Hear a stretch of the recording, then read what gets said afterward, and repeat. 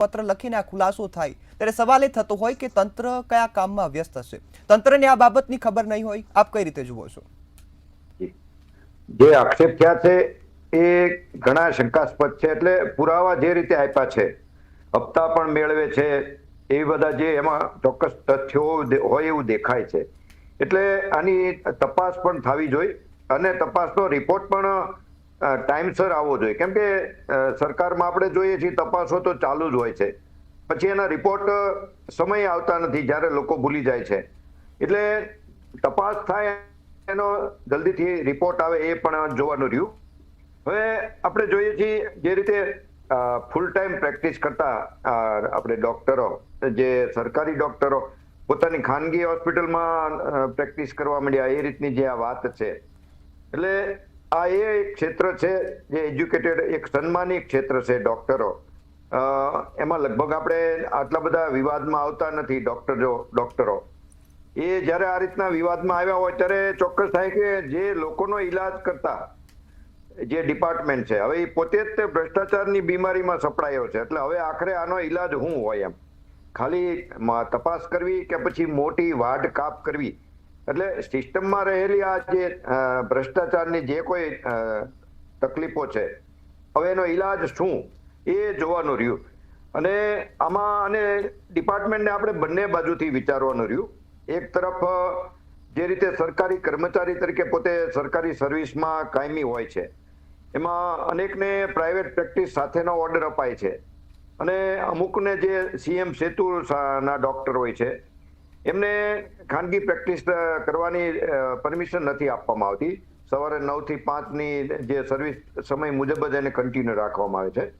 એટલે કયા પ્રકારનો એ ડોક્ટરને ઓર્ડર છે, કયા પ્રકારની એમની સર્વિસ છે, એ પણ ચેક કરવાની આપણે રહી.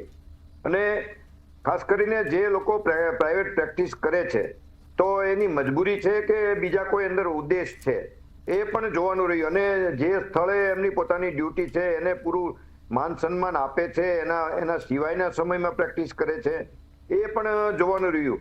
કેમ કે આ એક એવો સેન્સિટિવ મુદ્દો છે અને એક ડોક્ટરનો જે રોલ છે સમાજમાં સેવાનો ઉદ્દેશનો. એટલે અન્ય આપણે જે ડિપાર્ટમેન્ટને જે રીતે લેતા હોય છે ભ્રષ્ટાચારની બાબતમાં, એને સાથે આ ડિપાર્ટમેન્ટને લેવો ઉચિત નથી.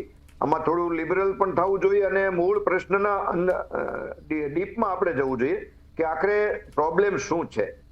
આપણે જોઈએ છીએ એક બાજુ તો ભરતીઓની ખામી છે જે થવી જોઈએ.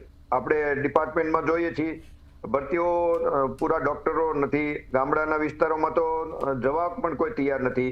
અને અમુક મહાનગરોની હોસ્પિટલો સિવાય નાના તાલુકા સેન્ટરોની હોસ્પિટલોની તો હાલત ખૂબ જ ખરાબ છે. એમાં ગામડાના પીએચસી સેન્ટરની તો વાત જ ક્યાં કરવી.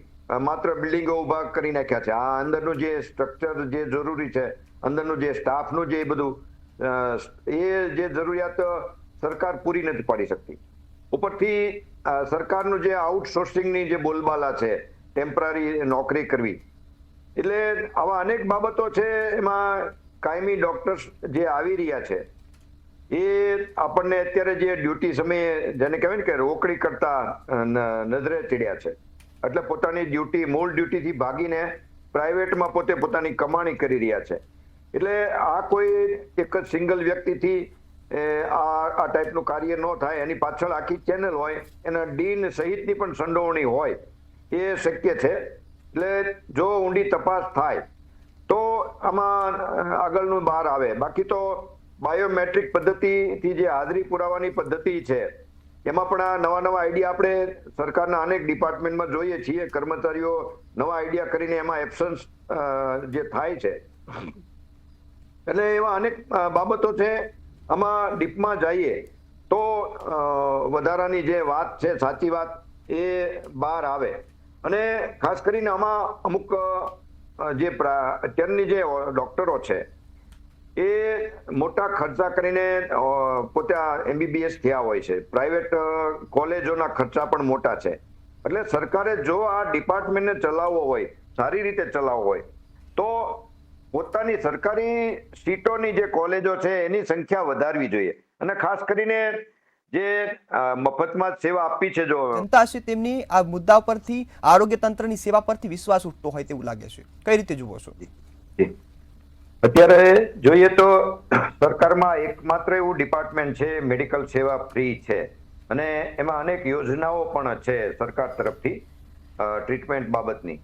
અને એની સામે બીજી જે પ્રાથમિક જરૂરિયાતો છે નાગરિકોની, એમાં રોડ, રસ્તા, પાણી, વીજળી, એ બધામાં જ ઊંચા ટેક્સ છે કે ક્યાંક ને ક્યાંક વસૂલાત છે, મોટા પ્રમાણમાં ભ્રષ્ટાચાર પણ છે. આ એકમાત્ર એવો ડિપાર્ટમેન્ટ છે કે જે વિવાદમાં નહોતો. અને આપણે જોયું ડુપ્લિકેટ જજ થી માંડીને કોર્ટ ને ડુપ્લિકેટ અધિકારીઓને બધું જ જોયું.